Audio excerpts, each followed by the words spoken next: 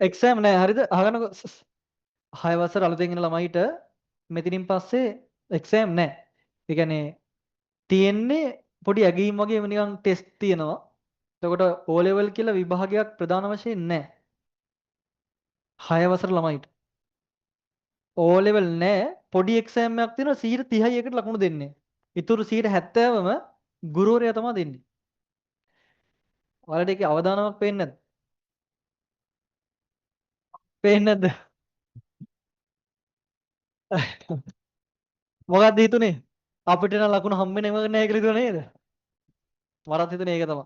ඒ කියන්නේ ගුරුවරයාගේ මත කරවම ගුරුවරයාගේ දැන් අපි හිතමු දැන් අපි හැමෝම ගුරුවරයෙක් එක්කම ෆිට නෑනේ. අපිට සමහර කට්ටිය පේන්න බෑනේ. නේද? කොල්ලොන්ට සාමාන්‍යයෙන් පේන්න බැරි පිරිසක් ඉන්නවනේ.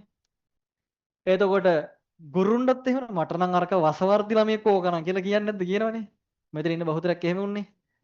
එතකොට මේ ගුරුවරයා තරහ වුණොත් උට ලකුණු නෑ.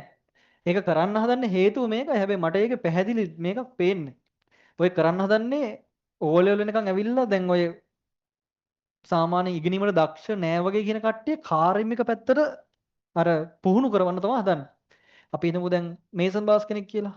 මේසන් බාස් කෙනෙක් නිකන් වෙනවට ගණන් ගන්න නැහැ නේ. හැබැයි මේසන් බාස් කියන එක සබ්ජෙක්ට් එකක් විදිහට තියෙනවා. ඕලෙවල් වලින් ළමයාට මැත්ස් බයෝ කරන්න බැයි නම් ඌ යනවා මේසන් බාස් කියලා සබ්ජෙක්ට් එකට. ඌ ඒක ඇතුලේ හදාarලා හොඳ සුදුසෙක් විදිහට ලියන. ඒක මරු. හැබැයි අවුලක් තියෙනවා.